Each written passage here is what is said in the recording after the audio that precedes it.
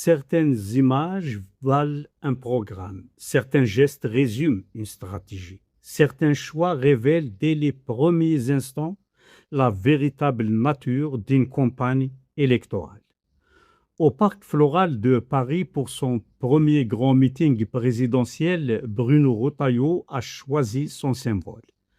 Ce ne fut ni un entrepreneur venu parler d'économie, ni d'un ouvrier venu témoigner des difficultés du pouvoir d'achat, ni même une figure capable d'incarner les préoccupations quotidiennes des Français. Non, le candidat de la droite ultra-conservatrice a choisi Boualem Sansal. L'accolade fut théâtrale, ostentatoire, calculée, comme un général présentant son étendard avant la bataille. Et lorsque l'écrivain franco-algérien prit la parole, le décor fut définitivement planté. Une fois encore, l'Algérie fut convoquée. Une fois encore, les mêmes pics, les mêmes provocations, les mêmes obsessions furent servis à un public venu pourtant écouter un prétendant à l'Élysée. À cet instant, une évidence s'est imposée. Bruno Retailleau ne lançait pas seulement sa campagne, il dévoilait sa doctrine. Une doctrine qui semble considérer que le chemin vers l'Élysée passe par Alger. Comme si la France de 2026 attendait davantage de commentaires sur l'Algérie que de solutions sur son économie. Comme si les difficultés des Français pouvaient être dissoutes dans les querelles mémorielles. Comme si l'avenir d'un pays de 70 millions d'habitants pouvait être construit autour d'une obsession identitaire. Car c'est bien de cela qu'il s'agit. En érigeant Boualem Sansal en invité d'honneur, Bruno Retailleau a envoyé un message limpide à tous ceux qui rêvent encore d'entretenir les braises d'une nostalgie coloniale jamais totalement éteinte.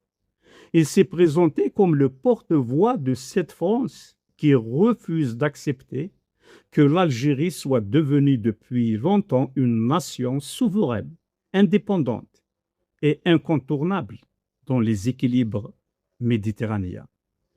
Il veut apparaître comme le champion de ceux qui n'ont jamais véritablement digéré la fin de l'Algérie française. Le problème est que les élections présidentielles ne se gagnent pas dans les salons de la nostalgie. Ils se gagnent dans les usines, dans les commerces, dans les quartiers populaires, dans les campagnes, partout où les citoyens attendent des réponses concrètes à des problèmes bien réels. Or, pendant que les Français s'inquiètent de leur pouvoir d'achat, de leur avenir, de leur retraite, du coût de l'énergie, de la compétitivité de leur économie, Bruno Retailleau semble avoir transformé l'Algérie en personnage principal de son récit politique. Et c'est là que le pari devient périlleux pour lui. Car ce qui a marqué ce meeting n'est pas une réforme économique ambitieuse, ni une vision stratégique pour la France, ni une proposition capable de susciter l'adhésion nationale. Ce qui a marqué les esprits, c'est Boualem Sansal. À certains moments, le rassemblement ressemblait moins au lancement d'une campagne présidentielle qu'à une cérémonie de consécration politique de l'écrivain, comme si le candidat s'effaçait derrière son invité, comme si le projet présidentiel lui-même passait au second plan. Mais plus encore que cette mise en scène, c'est le choix du personnage qui interroge.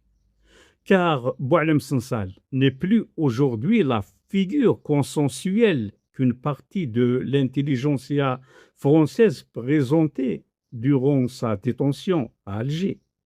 La solidarité qui s'était exprimée alors reposait sur une cause précise, la défense d'un écrivain privé de liberté. Cette solidarité dépassait largement les clivages politiques. Mais depuis sa grâce par le président Abdelmajid Tebboune, obtenue à la suite d'une médiation internationale allemande plus précisément, le personnage a changé de statut. À force de déclarations contradictoires, d'affirmations controversées et de prises de position de plus en plus radicales, Boualem Sansal a progressivement perdu cette stature fédératrice qui avait suscité tant de soutien.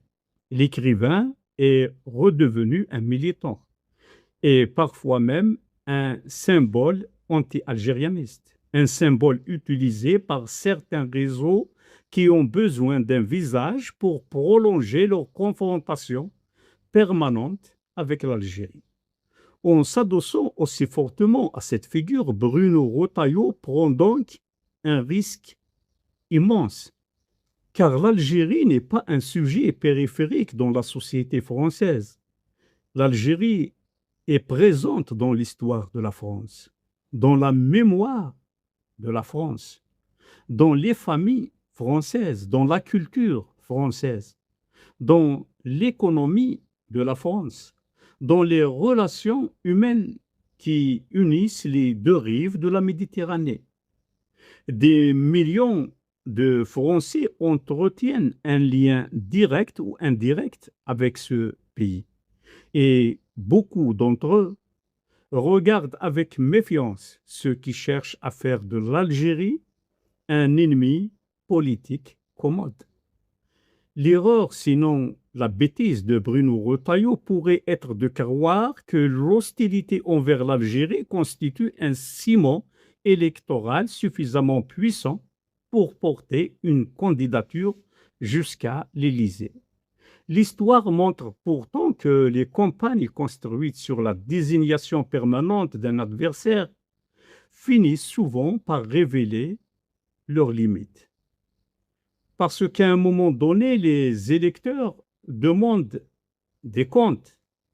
Ils veulent savoir comment seront créés les emplois, comment seront financés les services publics, comment sera protégée leur qualité de vie, comment leur pays fera face aux défis du XXIe siècle.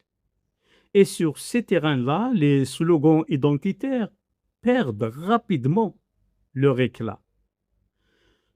Plus inquiétant encore pour le candidat conservateur, son premier meeting a révélé une autre faiblesse, l'absence remarquée de plusieurs poids lourds des républicains.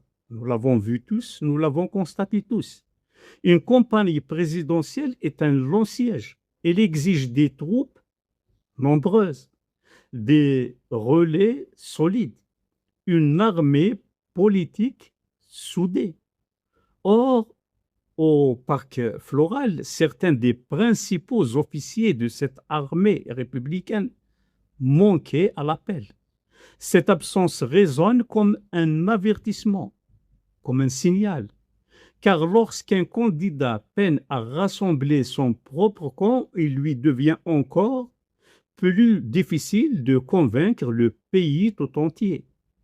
Dans ce contexte, faire de Boualem Sansal le visage du lancement de campagne ressemble moins à un coup de génie qu'à une fuite en avant.